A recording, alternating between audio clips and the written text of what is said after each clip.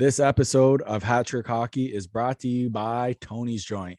They have two convenient locations in Kingsville and right here in downtown Essex. You can go there for all your pre-rolls, flour, accessories, anything that you need. So just roll on by the joint there, Tony's Joint, and pick up all of your cannabis needs.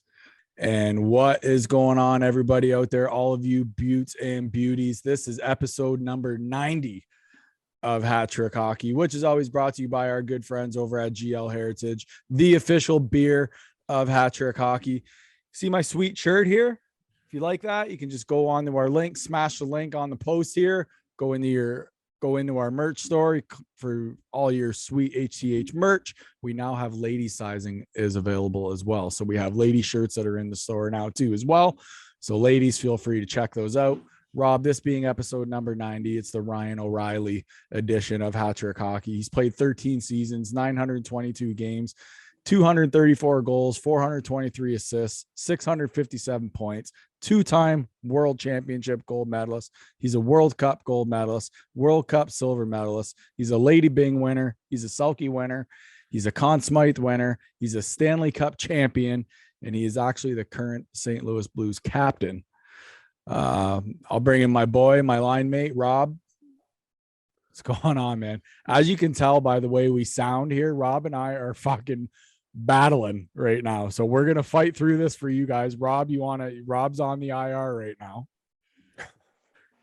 Yeah, I got the vid. Yeah, Rob's it finally got to me. I quit drinking whiskey, and yeah, that's Rob's what happens. COVID protocol. Stick with your whiskey, boys and girls. That's why I got 3 It'll bottles. save you. Yeah, so I got it Wednesday. I was getting ready to leave work, and I started getting the chills and the sweats and like knees shaking and everything. I was like, what the fuck is going on? And then excuse me, I ended up driving home. I wanted to pull over because I wanted to go to sleep. Oh, really? Like it just hit me like a wall. I walked in the house. I said to Glenn, fend for yourself for dinner today. I got to go lay down. And I shook in my bed for, I don't know fucking how long, till I fell asleep or whatever. Yeah. Called into work the next day. They're like, yeah, we got treated as a COVID thing, like get one of those rapid tests. Yeah. I couldn't do anything. I was in bed for probably 48 hours. I feel much better today, but like I couldn't even do our interview that we got going on today because I started getting the shakes. I felt like I was going to pass out. That's okay. I got you, bro. I got you. Yeah. I'm a little under the like weather myself. Like, as you guys can probably tell by the way I sound, I probably sound shitty right now, but my kids have been sick all week. I had a week off of work. I didn't even get to fucking do anything because I was with my kids all week. They were sick. Yeah. So I had Ethan for a couple days last week, and then I had Zoe for 4 days this week. And then, so they tried to go in on Friday or whatever, and then Ethan puked, and then they both got sent home.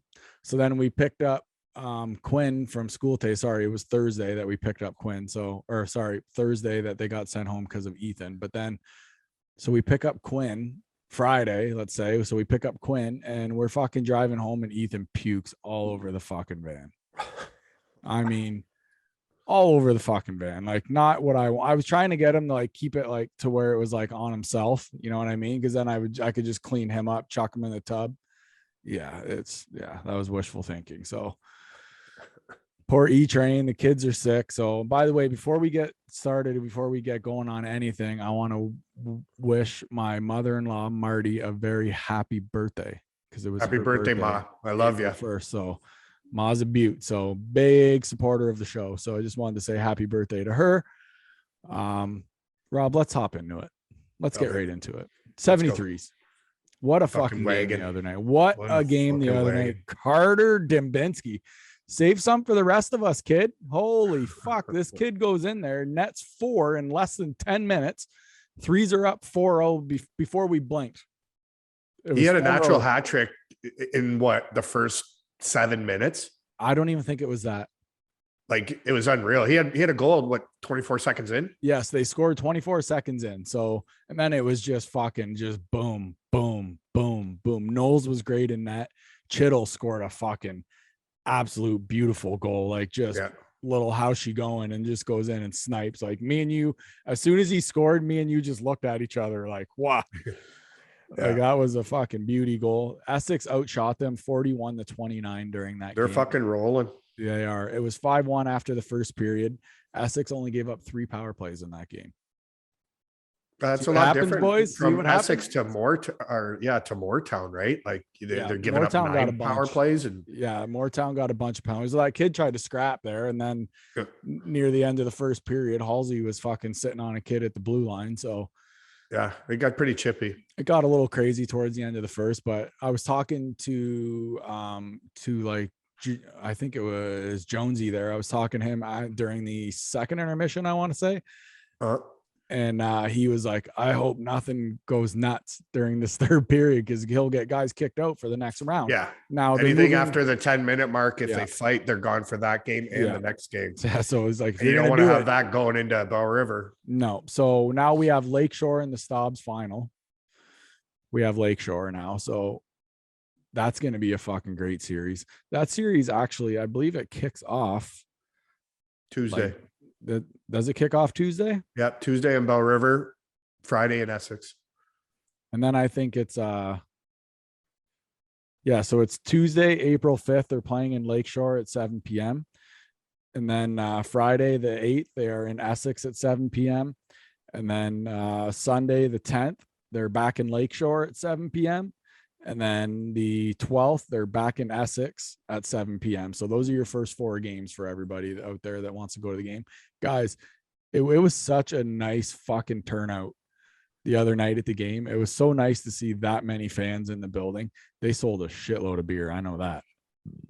Yeah, they did. I want to say that the crowd attendance was like 850. Yeah, it was high. Yeah, I know it was. If everybody, because a lot of folks stand up top, like how like we were, right? If everybody went down into the seats, that place would have been 3/4 full. Yep. Like easily. So yeah, so I'm telling you, Essex, go out to these games, man. They're fucking good. It's good hockey. One of my friends showed up with his boys there, Barry, and he was in awe on how good the hockey was. He couldn't believe it. He's like, for kids that are because he was asking me, he's like, how old are these kids? I'm like, I don't know, 15 to 20, 21-ish. Maybe. And he's like, holy shit. Like, he couldn't believe how good they were. I've told him, man, these boys snap it around. So Essex, make sure you go out and watch the boys. So sorry, my voice is fucking. The Essex goalie played very well too. Yeah, he did. I think it was Could he snap a puck off the glass, eh? Yeah. Fucking shoots it harder than I do. Yeah. Yeah. He had a great game. It was just great all around effort from the boys. So we're looking forward to the Stobbs final. Let's put it that way. Big news with your Leafs. Matthews netted number 50 last night. He was the first one in 28 years to do it. The last one to do it was Dave Anderchuk was the last one to do it. So that's pretty cool. You got to be happy about that, right? Do you think he gets 60? Well, they got 15 games left. Yeah, I do. And I think the Leaf record is Rick Vive with 54. Oh, so he's going to pass that. 54 goals. Yeah. Yeah. So he'll be the leading goal getter in a single season. Everybody and topping. Is Rick Vive in the Hall of Fame? Do you know? I'm not sure. We can look that up though. Yeah. So yeah, he's going to beat that mark hands down. But good for him, Austin Matthews. And it was probably his easiest goal of the year, right? Open netter, but he also shot it from the blue line, his own blue line, to pot it. Mm-hmm. But yeah, just so you know, too, Rick Vive is in the PEI Sports Hall of Fame. He's not in the Hockey Hall of Fame. Oh, okay. He also, like Gary Lehman, Rick Vive did it 3 times, 50 goals. Did he? Yeah, and Gary Lehman bought me an OV. You told me about that. Yeah, I met him at what was it, the Leamington bar there. Fuck, I can't remember the name of it off the top of my head, but the VI. No, not the VI. Bow. Yeah, he's on the pole. Oh fuck. No, but he helped helped me out, and my brothers were all there too. And he sat down with us, had a bunch of beers. 2 years in a row, he had a bunch of beers with us. It was pretty cool. Great guy. Sweet. Yeah, it's weird, eh? Like everybody doesn't really. I'll admit, some of them are dicks. Some of them are fucking assholes. Cough, Billy Smith. But so, but a lot of them, like, people don't get it. They're humans, man. They're like us.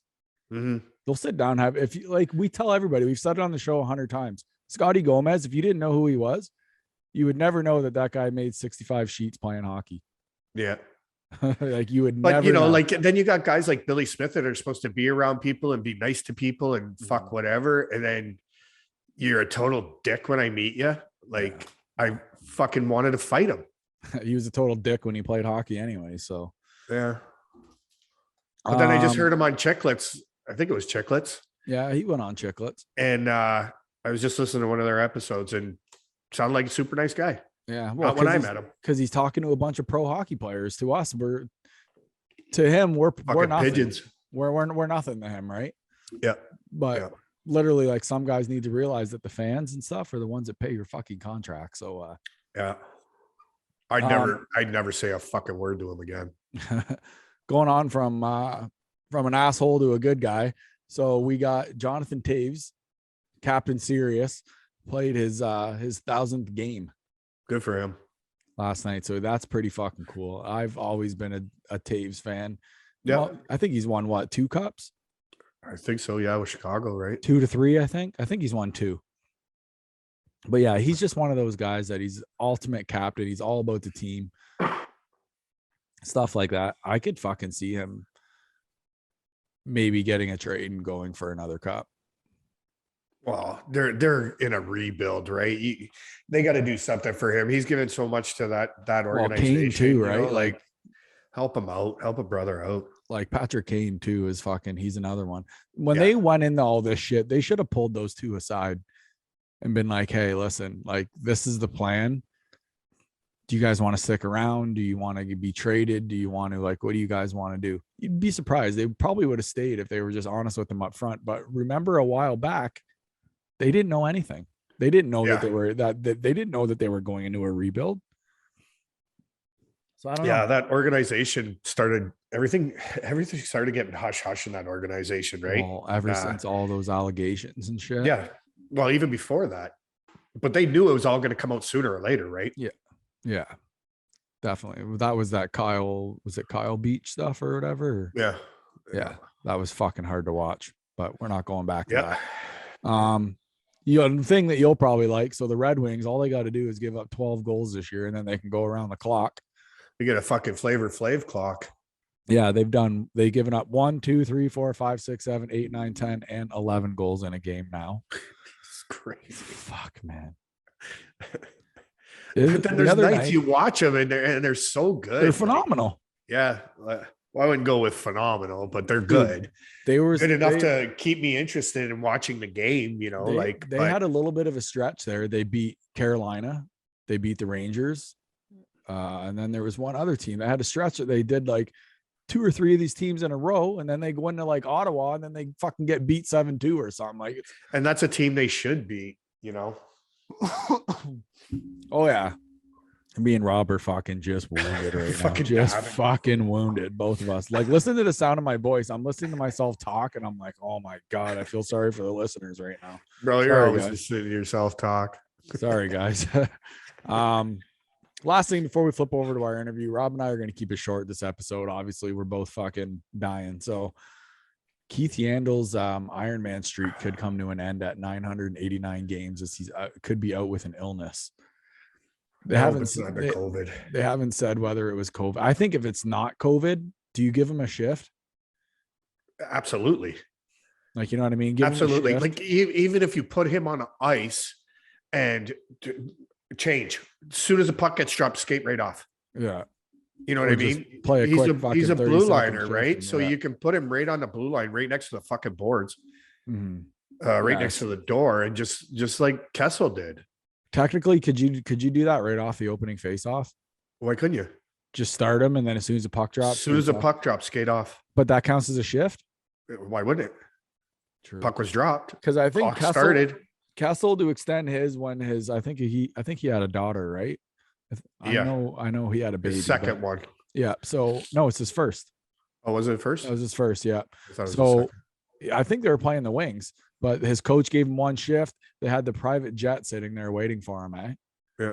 So he played that shift, went off the ice, jumped in the jet, went back to fucking Phoenix, and had his baby with his wife. So that was pretty crazy. So I don't know. We'll have to look for it. I hope it doesn't end. Like the guy's played almost 1,000 games straight. This streak started March 22nd, 2009.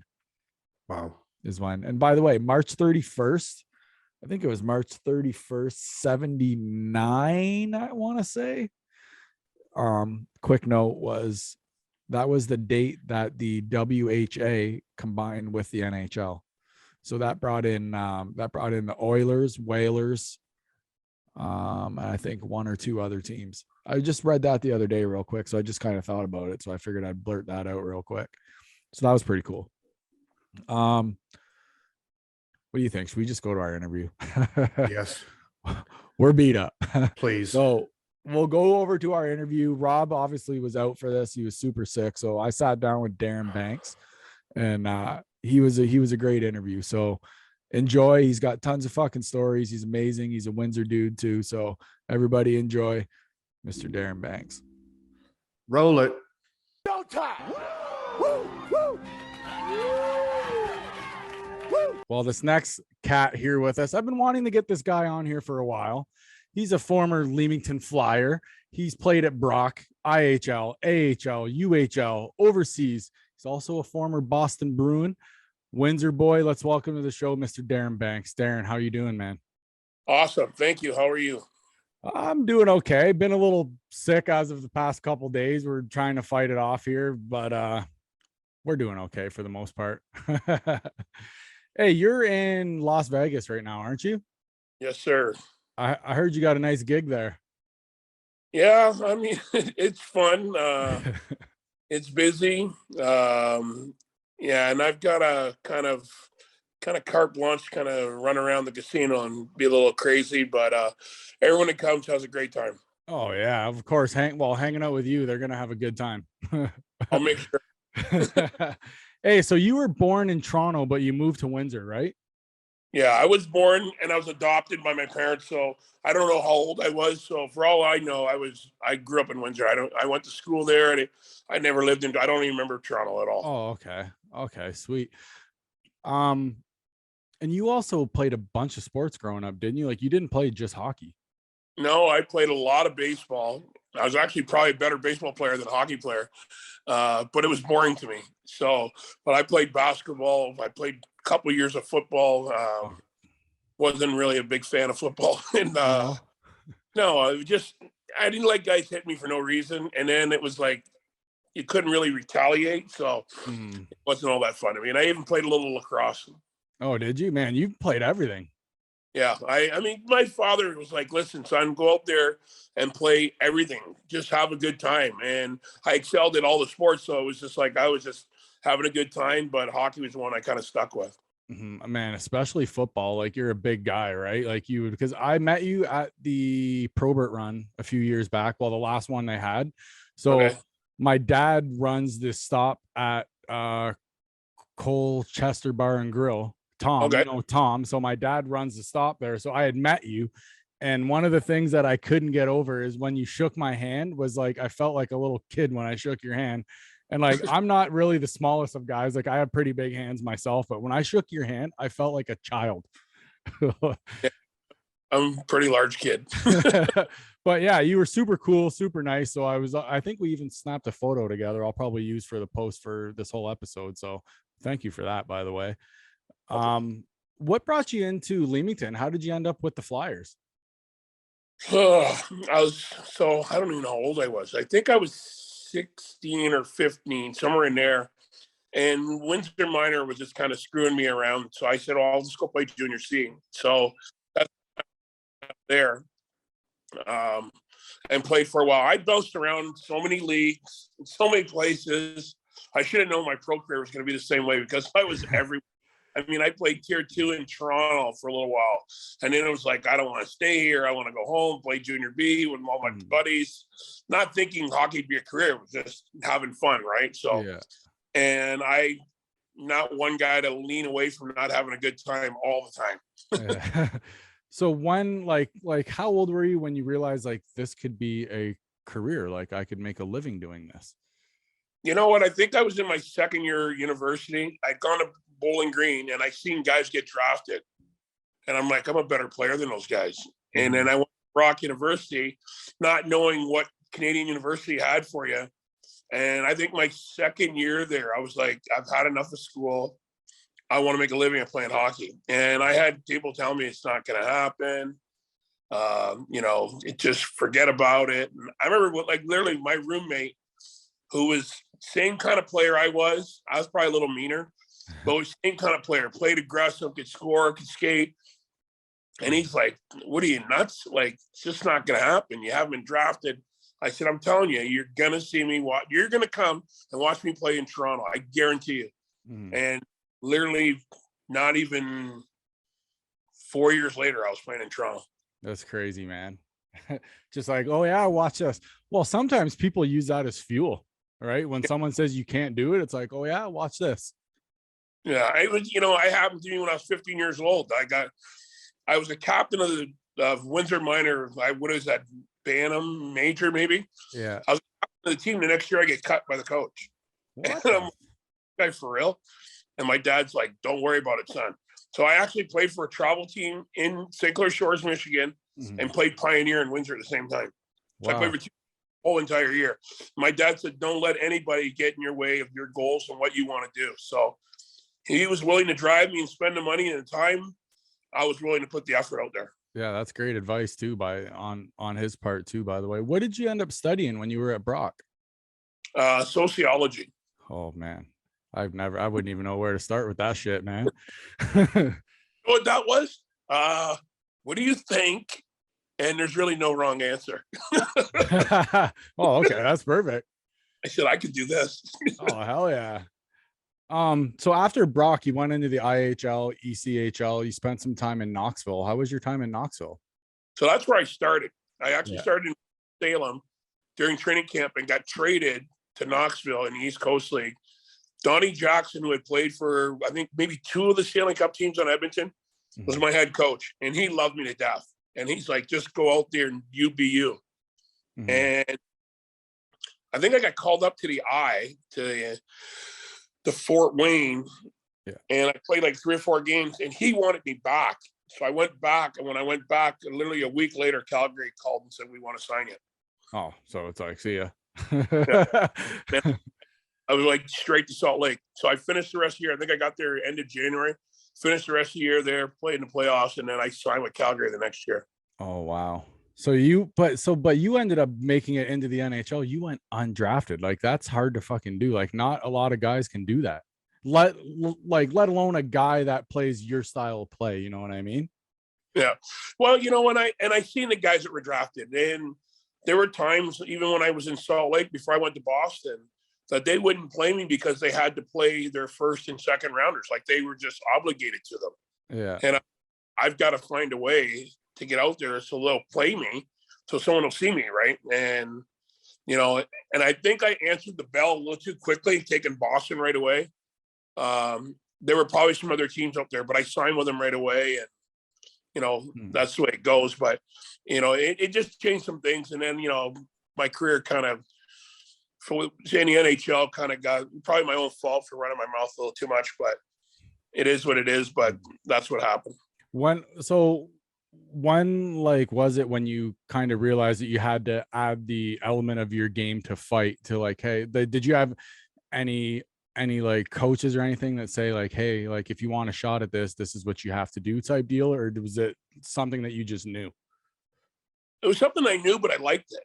Yeah. There's a lot of guys out there who will say they didn't like it, but I did. I kind of liked it.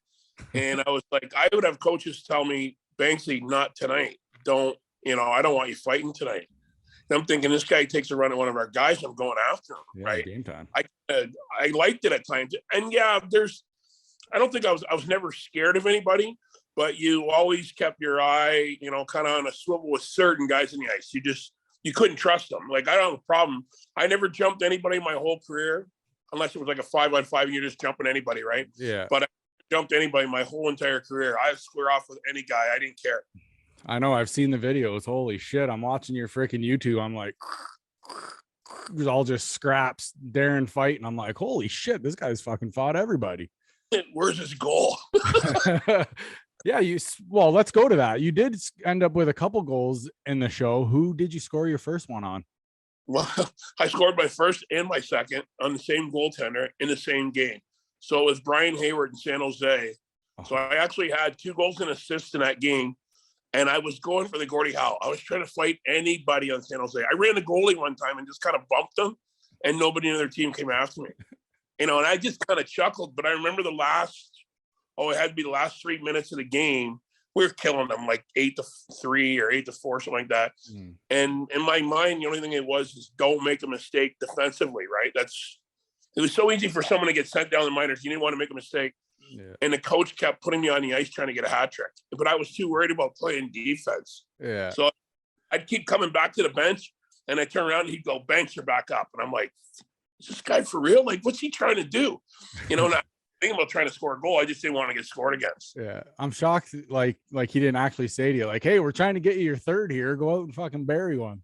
I kind of figured it out, but it was like, no, you don't get scored against. It was just like a no-no. Like, these kids are playing the game nowadays. Oh my God. They don't even, there's no discipline. Like, I would say there's no scolding, yelling at the kids, bench a kid for 2 or 3 shifts or half a period. They just don't do it anymore. I know, it's crazy. It seems like everybody needs that little rub on the back or something nowadays, eh? Yeah. I mean, I talked to coaches that are, guys I played against, and they said, if you scream at a guy, you better be prepared to hug him twice. Mm-hmm. So who was that one coach who kind of made the biggest deal for you? Like, who was the guy that just kind of pushed you along, who really helped you out the most? You know what? I had 2 guys. The first guy would have been Bobby Francis. I had him in Salt Lake. He was like, "Go Banks, go do your thing." Like, really pushed me. And then I had Steve Ludzik when I played with the Vipers, and he was like, he let me do what I wanted, except for 2 times he'd be like, "I do not want you fighting so-and-so tonight." And I'm like, he's going to get beat on somehow. He goes, "I don't care what he does. You don't touch him." He goes, "We'll let somebody else." He goes, "I don't want to take you off." He let me play, and he let me, instead of being that 4th line guy, I was sometimes on the 2nd and 3rd line. I'd play quite a bit sometimes. Mm-hmm. Yeah. Well, it's kind of nice when you can score some goals too. Like the one year you had, I think I seen you had like 16 the one year or something. That's pretty good for a guy that scraps a lot. Yeah, I had 16 and I think 300 minutes. I You did. If you watch the games from then and you watch a game now, I mean, I think I get 25, 30. I mean, you can't touch a guy in front of the net. Like, you just go there. And, all you got to do is get around him. And after that, he can't grab your stick. He can't grab you. So, I mean, how can guys, I don't know how some of the big guys like Reeves that plays in the league now can't figure that out. I go, just go to the net, like get in the dirty area. They can't touch you. So it's like, they don't figure it out, but I don't know. Now, I know when you played with the Vipers there, when you were there with them, now Gordie Howe came back and played that game. Were you on the squad when that happened? So no, I was on there the first year. I was on all 3 years right in a row, but I got traded after my first year. Oh, so I missed the first, I think, 2 months of the season. I was on another team and Detroit got me back. So I missed that game. Oh, that would have been a cool one to play in. Yeah, I've skated with Gordie back in the day, back in that time. I've been on the ice with him a few times. And what was he like? I've never got to like actually meet him or anything like that. I'm kind of bummed out about that. But what was he like did he pass any advice on to you or anything like that? No, he never said anything that way. But I mean, I met him, I think, before I even turned pro, I met him for the first time. And I got a picture still where he's standing beside me and my arms are so long, they look like they're touching my knees. Like, that's how far, and I'm skinny, short shorts and t-shirt on. But that time, the few times I skated with him, he would skate by and just elbow you in the head, which would be kind of funny, right? But he would skate down the left wing and he'd hold his stick like he was left-handed. And then he'd skate down the right wing, hold his stick like he was right-handed. So it didn't matter which side the puck was on, he would just switch hands And it was amazing to see this old, back then, I think he was, I don't know if he was in his 60s, but pretty close. Maybe he was in the 60s. And he was just, it didn't matter which side the puck was on. He just switched hands. He's just one of those guys. He's just a freak of nature, eh? Yeah. I mean, you think I had big hands? He had hands like a baseball glove. Could he shoot both ways too? There's goal. I don't know if you see a lot of them back when he played, but he would score either hand. It didn't matter. He's got to be the only guy to ever do that. No, Chris Chelios used to do it. Really? Yeah, he used to shoot the puck left-handed. Holy shit, I never knew that. Yeah, he's one of the only guys I've seen. You see once in a while a guy will tap in, with the wrong hand, but Kelly used to shoot him with his shoot it left-handed. That's crazy. Well, half the time he's always so tanned and stuff all the time. You don't know whether he's in the gym or the tanning bed, that guy. No, it's not that. It's that he's in California. Oh yeah, true. Yeah.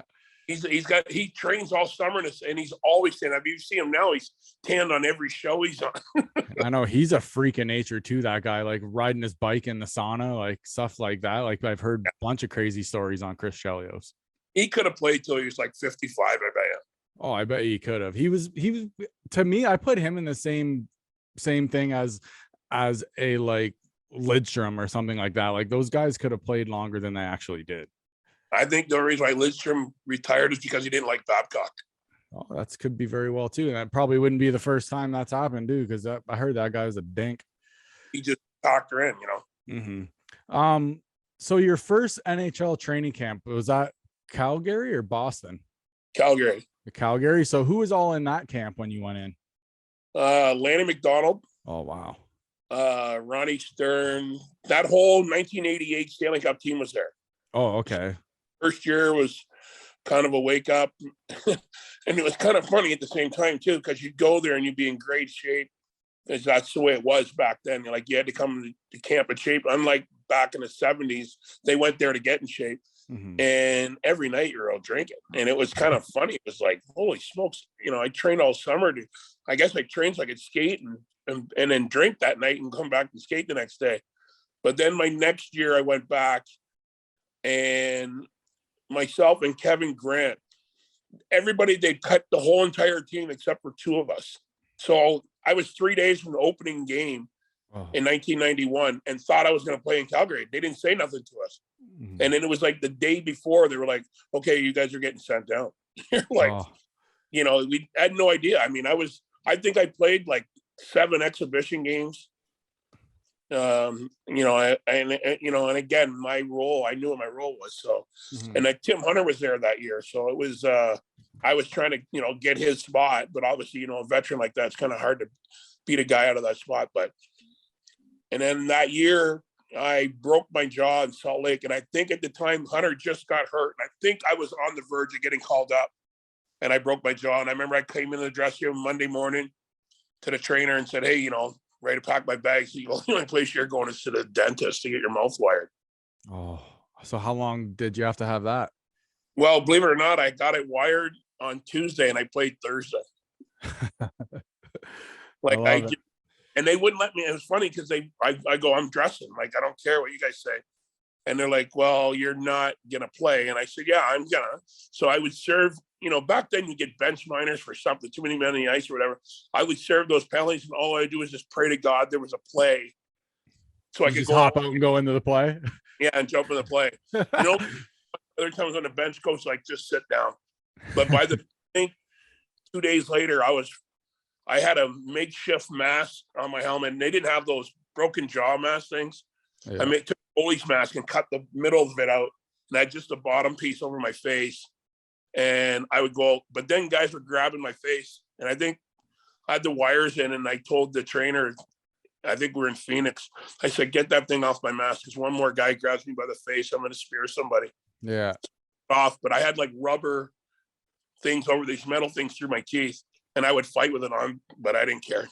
Fuck, man. Just fucking smile when they hit you. They'll be hitting wires, cutting up their hands and shit. Yeah, but cut the inside of my mouth though. That was plastic stuff that would go over top of it. I don't even think they let a kid play like that anymore. No, hell no. So is that the worst like freaking injury you've had playing? Like, what's the worst you've been hurt?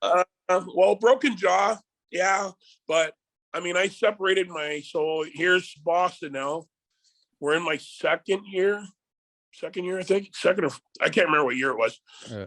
And it was the second year because it was the year that Cam Neely couldn't play back-to-back games. Oh.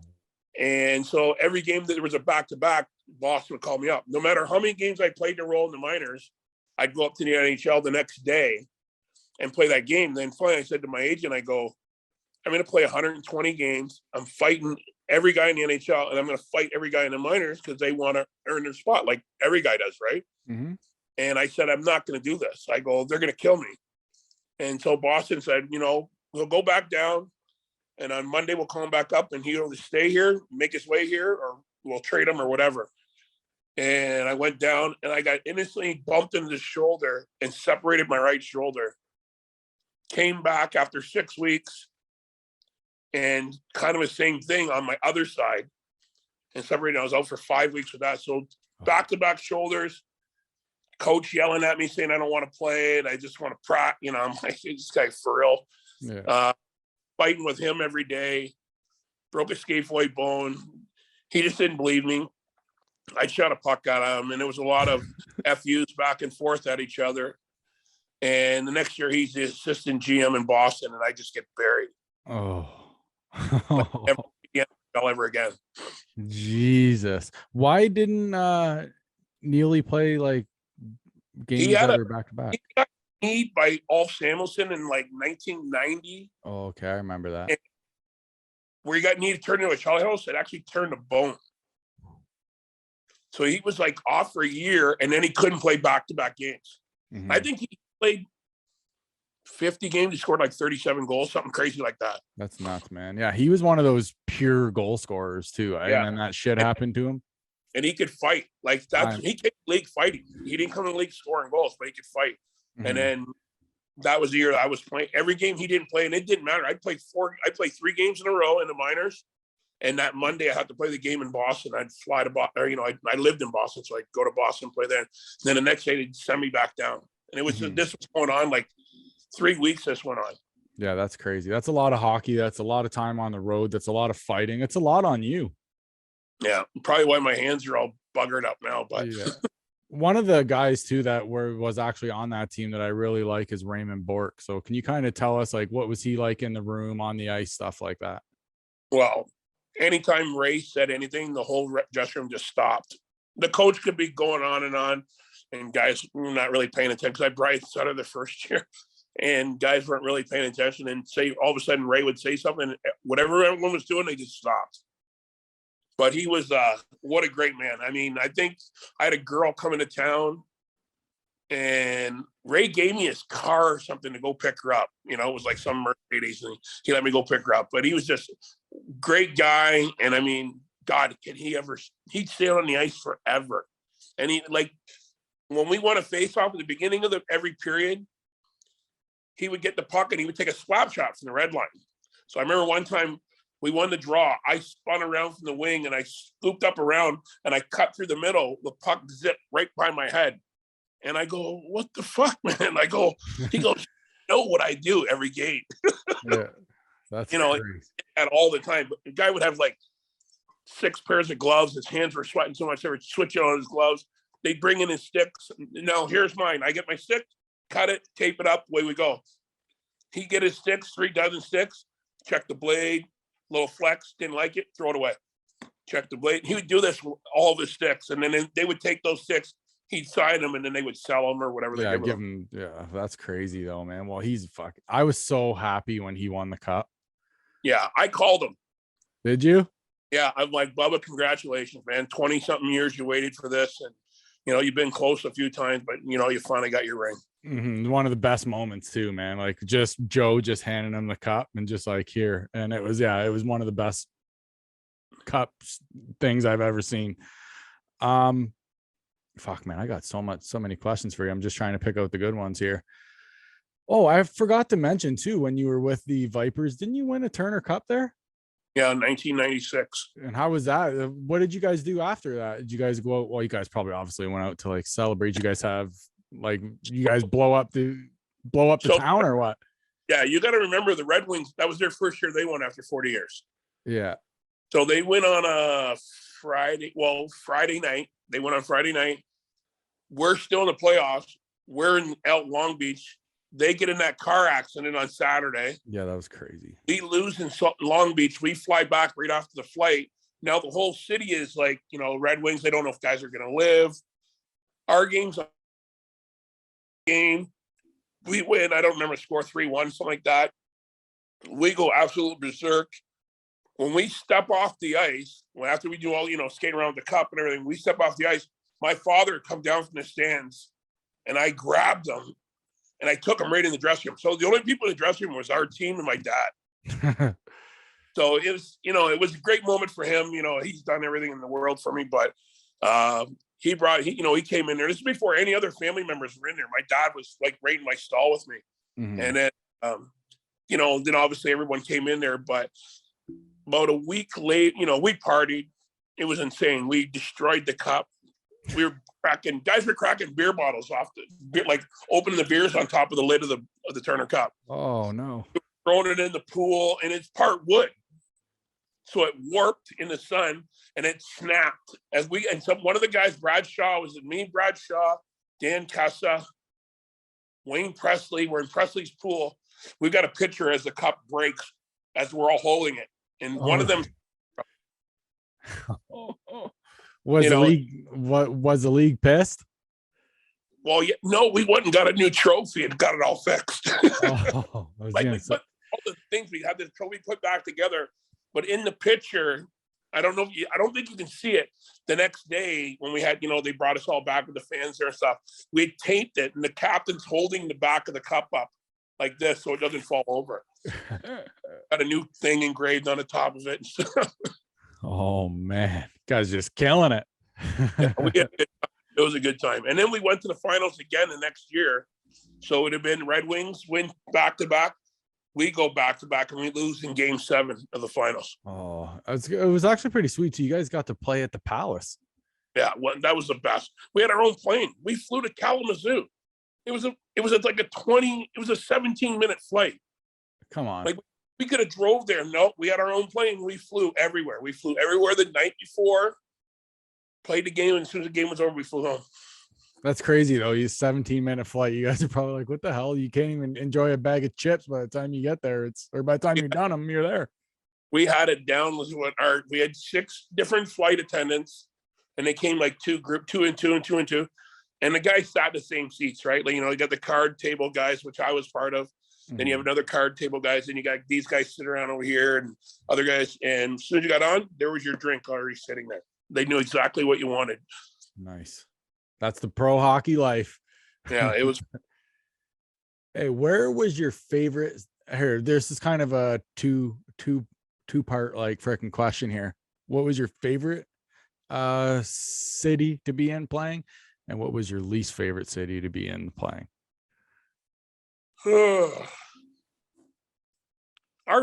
think my favorite was probably Phoenix, because we went there because I played in Salt Lake.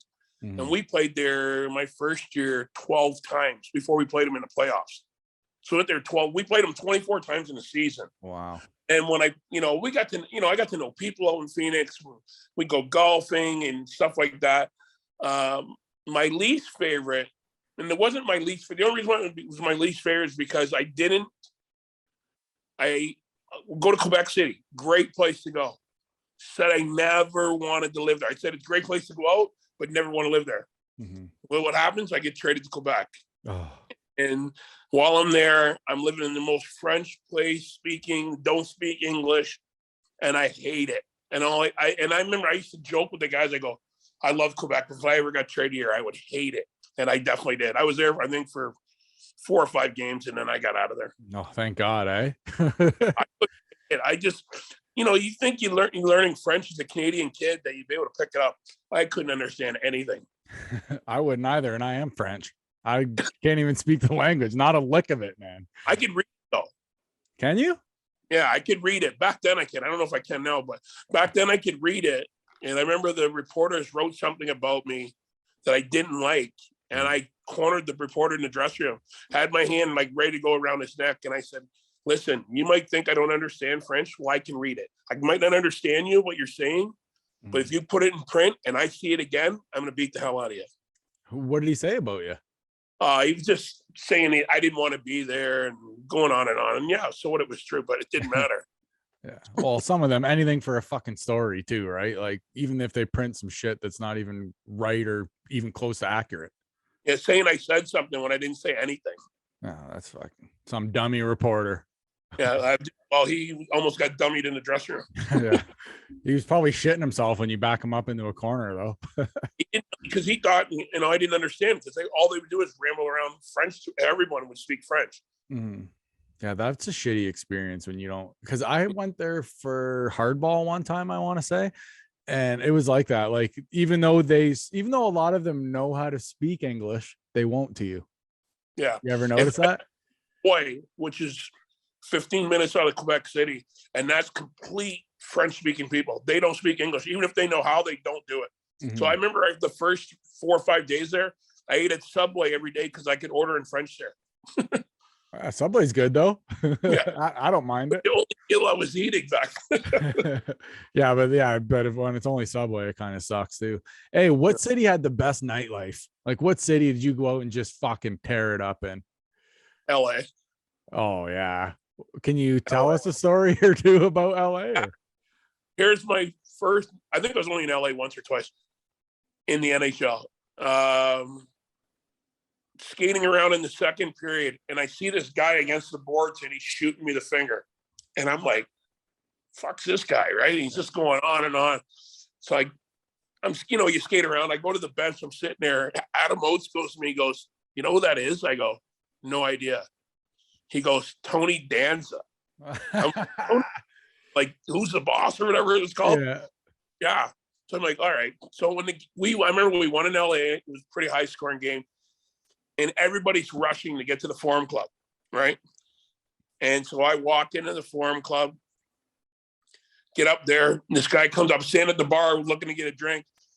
Guy comes up to me and goes, hey, you mind coming in this room over here? This guy over here wants to buy you a drink. I'm like, sure, I don't mind. Yeah. Walk over, it's Tony Danza.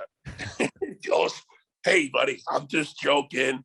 I know you're one of the tough guys. I just like to try to get you guys riled up. And he goes, come on and just party with us. I think I got home at maybe 5 or 6 a.m. the next morning. Jesus, just getting shitty with Tony Danza? Tony Danza, his buddies and gals, and just, it was a great time. I remember we were off. We didn't play in Calgary. That's where our next stop was. We didn't play in Calgary for like 6 days. Oh. Because we didn't go back to Boston. So they only let us stay there one more day, and then we took off and went right to Calgary. Well, yeah, because they know you guys are just gonna fucking rip it up the whole time you're there, and then everybody's gonna be shitty by the time they get to Calgary. Yeah, that was the funny part. That was fun of the road trip. Here's a better one. The start of the road trip, we start in San Jose. We had gotten brand new jerseys. I guess I don't know why, but we're on the West Coast, and that was our first trip. Well, when I score those 2 goals and have assists, I'm wearing number 20. And it's actually my hockey card. The back of one of my hockey cards, that's the picture they have is the one in San Jose. No way. Yeah. That's crazy, man. Is there anyone that you kind of wanted to fight, but you never got to? Proby. Everybody says Proby, man. Well, listen, I grew up with the guy. I've known him since I was like 9 years old. And I used to say to him, because I never played against him in junior. And never played against him in the NHL, but I would skate with him in the summertime. And I used to just joke around with him. I go, Proby, if you and I fight, I'm going to beat the hell out of you. He'd be like, fuck off, Banks. I'm like, I'm telling you. I go, this fight won't end. Like, they might throw us in a penalty box. I might climb over the penalty box, guys, and go after you again. Like, it just won't end. And we were going to Boston, or we were going to Detroit. And I remember we were at home in practice. And it's, reporters going, oh, I know you're from Detroit area. Da, da, da. I said, yeah. And when we get there, I'm going to kick the shit out of Probert. He's like, what? I go, did you not hear me? I go, I'm kicking the shit out of him. He goes, you know who he is? I go, damn right I do. And they sent me down like 5 days before they got to Boston. And all I know is I remember they lost the game in Detroit. They lost like 6-1, and all I could do was laugh about it. Oh, that would have kind of been kind of cool for you though. Like you did you guys like each other, or were you guys kind Oh of? yeah, yeah. But it I was mean, just like, hey, it'd he be he's just the let's go. king, right? Yeah. Plain and simple. Bob Proter is the king of the league, and I wanted to piece him, and I wanted to show everybody in the league that, I knew Ty Domi. I mean, it's kind of weird that Windsor, we're not known for 50 goal scorers, but we're known for a lot of tough guys in the NHL. I know. A lot. It's even some of the guys that are there now, like, well, Windsor boy, I think Matt Martin. Yeah, he's a Windsor boy. He's in the NHL, but he's kind of evolved his game to where he's now like he's scoring goals and shit now too. Like he's not just fighting all the time. Yeah, well, that's where the league is now. I don't know how guys. I couldn't, if I could skate with these guys.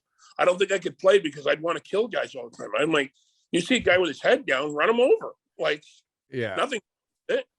Yeah, but now, guys, now. he hit an unassuming player. What do you mean unassuming? I'm pretty sure my father told me, you got the puck, be prepared to get hit. And when you're near the boards, get close to the boards. Mm-hmm. Is and there my dad in his life.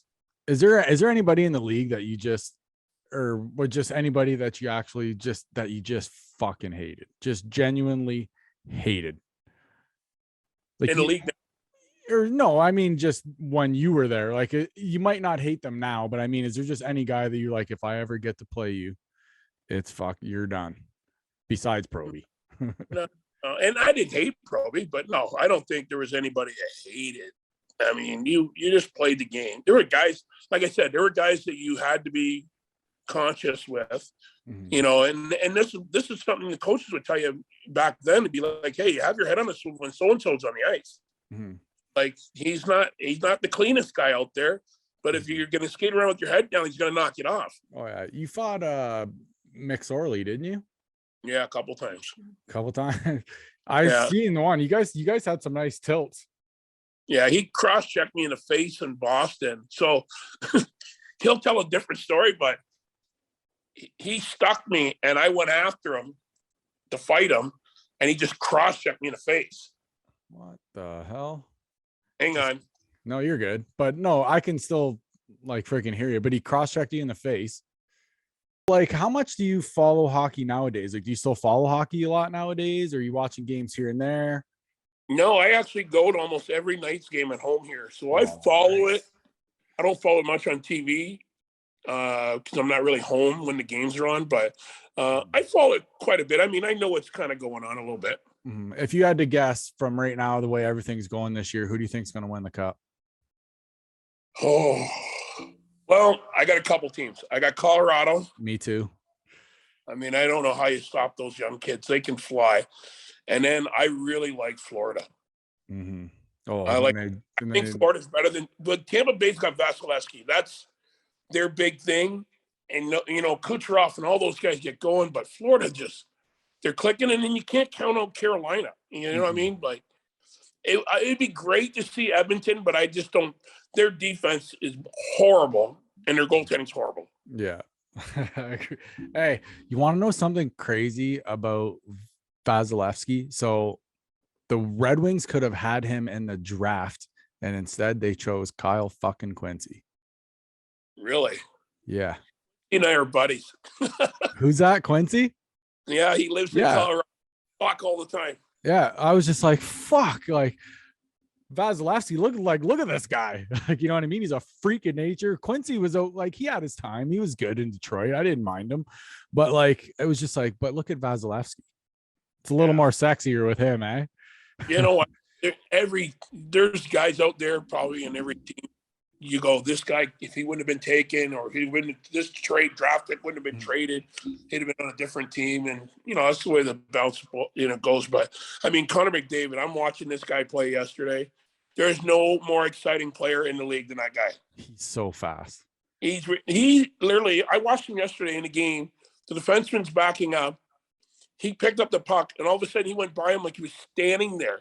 And it's like, what do they do? I mean, you can't stop him. It's scary how fast he can skate. Oh, I'd love to be on the line. I'd get 25 for sure. Oh, all you got to do is go to the net with your stick on the ice. Yeah, he'll find you. Like he's excited. And Drysdale, or however you say his name. Draisaitl. Yeah. Yeah. He is sick. Yeah. Like, my buddy said he coached. I don't know if he coached him or against. He was coaching. He was playing in Germany, and he said you could tell this guy was going to be good. And now that he's grown into his body, and he plays like he did back in the day, where you use your body to fend guys off, and guys can't touch him, right? Yeah. They asked Jarmo Jagr, I don't know, it was about a month ago, if he liked today's hockey, and he said no. He goes, This is from a European guy saying, no, I like the physical stuff because I like to use my body. Mm-hmm. This is a guy still playing at 40, whatever the hell he is now. Yeah, that's crazy. So I know Quincy there. I know he went through some stuff, didn't he? But now he's kind of overcome all that stuff and everything. So I was happy to hear that. Yeah, he's living out in Colorado, and he's with the Colorado's alumni out there. Oh, is he? So he's loving life out there then. It's nice out there. I'd rather live in Vegas. Oh yeah, Vegas all fucking day. So one of the last things I'll ask you here. So Rob always asks everybody this question. So since Rob's not here, I'll ask it for Rob. So you know how in the like major leagues, they walk up to a song when they go up for their at bat. So Rob likes to ask everybody, if you could pick any song that they played when you scored a goal, which one would it be? Oh man, It stumps everybody. The problem is I don't know the song songs, but I'm a heavy metal guy. Like, I'm a big time heavy metal guy. I don't know much about like Who's Who and like Five Finger Death Punch. I love some of the tunes that they have.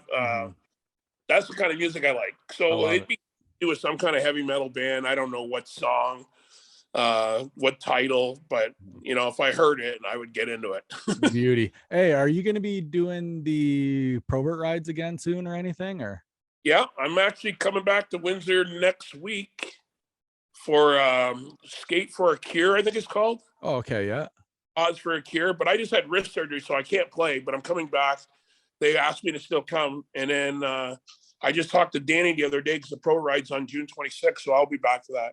Okay, yeah, because I'm gonna be there too. I'll be at that stop again in Colchester, so we'll have to have a beer together at least. Yeah, as soon as I find out what kind of bike I'm getting, because I can't ship my bike back from here. So yeah. Well, so how would you do that? Could you like rent one, or you got a buddy down here you can ride one? So 3 years ago, I was a road captain, right? Me and Cassian. So Thunder Road gave me a bike. Wow. I'm hoping that'll happen again, but if not, I'm pretty sure I can probably get one from Motor City Harley Davidson over in Detroit. Yeah, what a great cause that is, eh? Yeah, I mean, what have they raised over a couple $1 million, I think, in 10 years. And this year it's supposed to be, I don't know what they've let out the cat out of the bag about anything, so I won't say, but yeah, this trying to get all the road captains to come back. That'd be sick. For the 10th year anniversary, even though it's 13 years. I was going to try to maybe set up there, and maybe try to get like 5 minutes, 10 minutes with everybody, all the freaking captains and her and stuff, like Danny. And you know what's funny is my mother shows up every single year before the ride takes off. She'll be like one of the first people at the place. Wow. And she'll be waiting for me when I get there. Like every year she does it. I love it. I love it.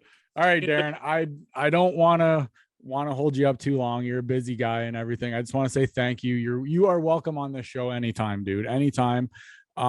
Also, yeah, when you're down here, I have to work next week. Otherwise I'd meet you for a couple, but next time you're down here though, hit us up. We'll play golf something.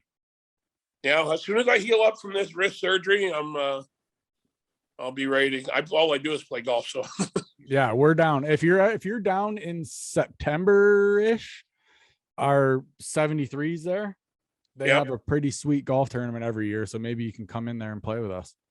Okay. Yeah, just give me a heads up when it is. And if I can get there, I will. For sure. All right, buddy. Thank you so much. Anytime. Thanks, brother. Bye-bye.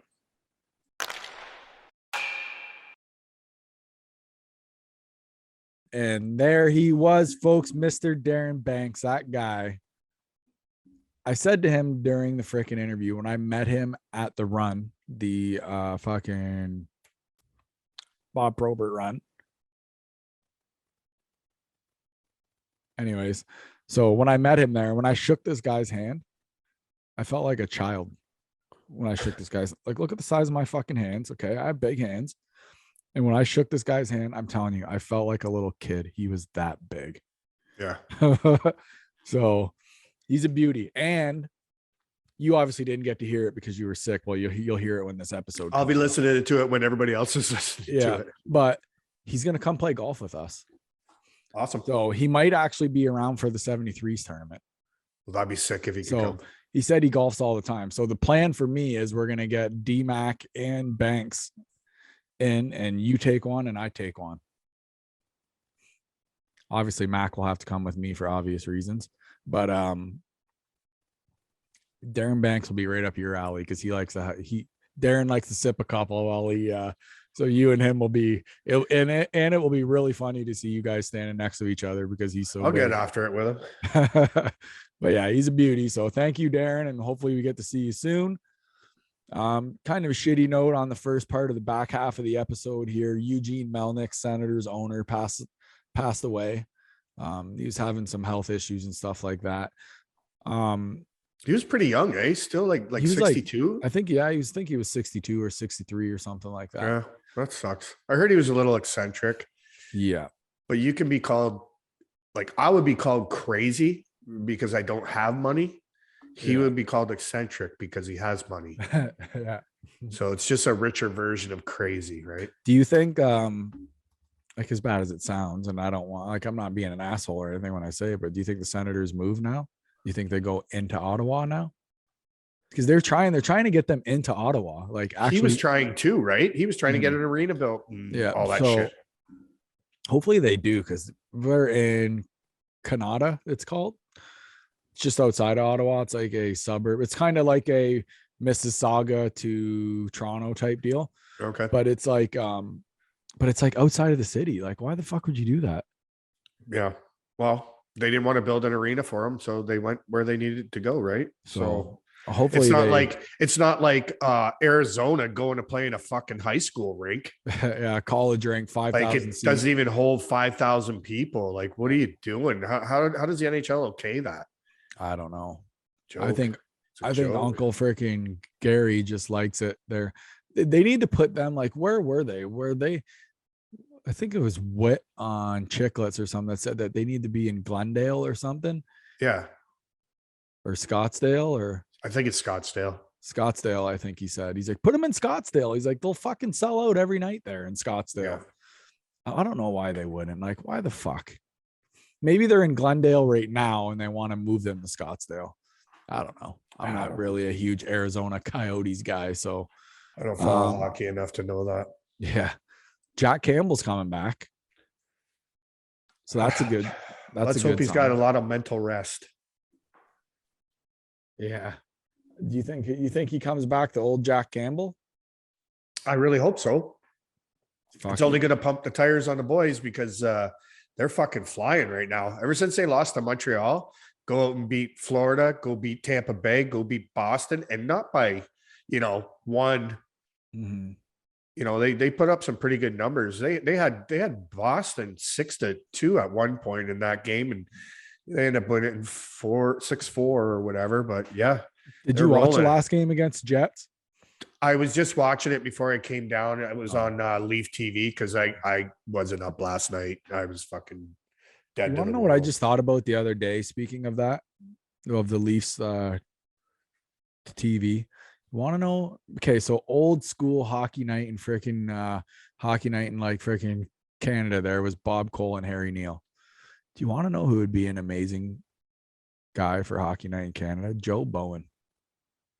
Joe Bowen, he makes radio. He makes that you are actually at the game watching it. You can see everything that guy's talking about. He's a fucking beauty. But how good would he be on hockey night in Canada? You can't take him off the radio. He's a radio guy. I know though, but it sucks, man. Like, just imagine the Holy Mackinaws on a fucking Saturday night. Yeah. Listen, I'm not a Leafs fan at all, and Joe Bowen. He's exciting to listen to. He's one of my favorites. Like, he's like top 3 for me. Yeah. I love Joe Bowen, and I'm not a Leafs guy, but I love him. He's got all. He reminds me of listening to Ernie Harwell. Yeah. You know what I mean? Like, you were at the game. You were at the game when he would announce on the radio. It was awesome. I'm gonna try to get Joe on with us. I think too. That would be That'd awesome. be cool. That'd be cool to talk. Tell him about. he doesn't even have to do the video. We could just listen to him. Just tell him, hey, can you just say "Holy Mackinac" for us? But yeah, so Campbell's returning. Hopefully for Leafs fans, that fuck, man. If not, you guys are in some serious trouble, dude. I don't know. We'll see. Oh fuck, here we go. We'll see. I don't know. Fuck. You know, they're flying. What's his name? They're That kid. Giordano. He got one last night too. Did he? Yeah. Oh, he scored his first as a Leaf last night. Yeah, it went off a couple guys, a couple knees. The old pinball in the net. Yeah, I think it bounced off 3 different people. Johnny T is on a roll too. So I'm happy. I'm happy right now. But it's a totally different fucking animal come playoffs, right? Mm-hmm. They're going to have to get meaner and nastier. But I think that Blackwell picking up him, he got his first one the other night too. Not last night, but I think it was the night before against Boston. Did you get to see the end of that Leafs and Jets game with Wayne Simmons and that guy? No, I haven't. Like I said, I got into the second period before I had to come on and do this. Well, so it doesn't have really anything to do with the game. Like there's no outcome of it, and it was right at the end. But so there was a fight. It was Clifford and somebody else fought. I think it was Clifford and Brendan Dillon.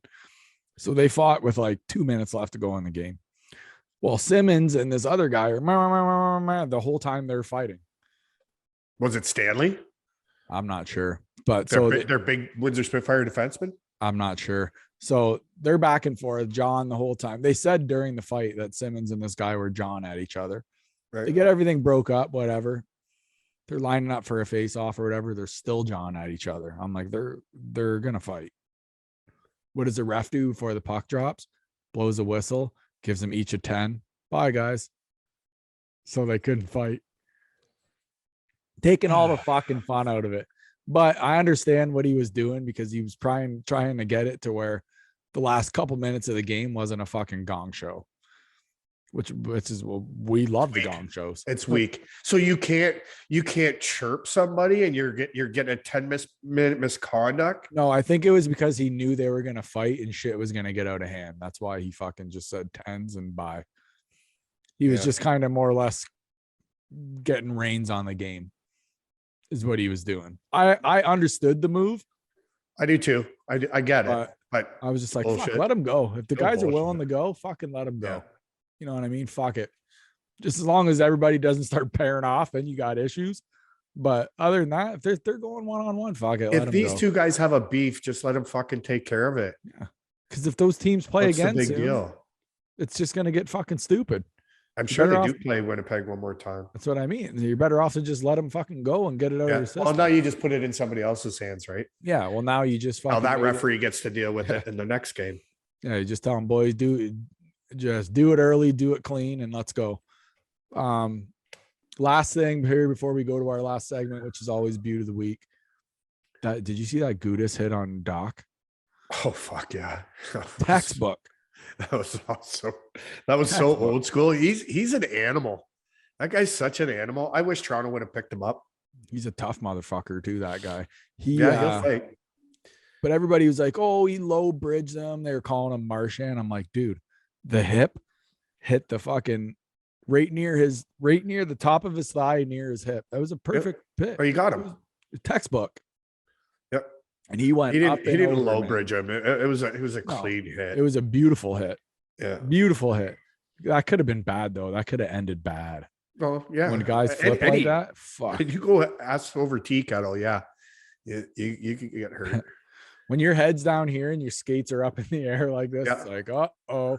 But imagine Doc when he gets hit and he's thinking, oh, like you're in the air, like, oh, I'm in the air right now and I'm upside down. There's the ice. There's the ceiling. There's the ice.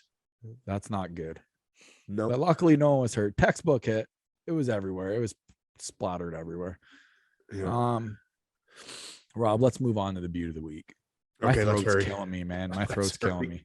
My throat's killing me. Should I go first? Yeah, you can go. Carter Dubinsky. That's my Beauty of the Week. You kidding me? 4 goals, less than 10 minutes into the game. He was the big story the other night. So I'm gonna go with my boy Carter. What about you?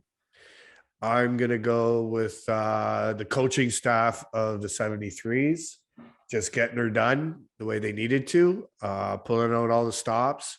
Mike Paley behind the bench, just like Lou Lamoriello. Yeah. Yeah. What was going on with that? Because last time I was at a game, he was in the stands. And then now when I went, he was on the bench. Is there a reason for that? I'm not sure. I have to ask him. Obviously, he's got plenty of coaching experience. Oh, yeah. So why not have him back there, right? Mhm. He could sit up in the stands and, you know what I mean? His job's done. He's put the people on the ice that he needs. He's given the coaching staff the players that they need to do with and whatever. But, you know, like, why not have a gem like that behind the bench? It ain't going to hurt. That's for sure. It's definitely not going to. Yeah. Mike's got tons of experience and he's super smart too. But I Yep. was just wondering, I'm like, why is the general manager behind the bench? I don't know. I didn't know. All right, everybody.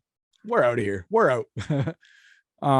We'll talk to you beauties next week. We've got one of the current 73s coming on next week for you guys. A little hint for you guys. So not going to say who, but until next week, Aunt Rob, we're signing off. We're out of here. See ya. Peace, guys.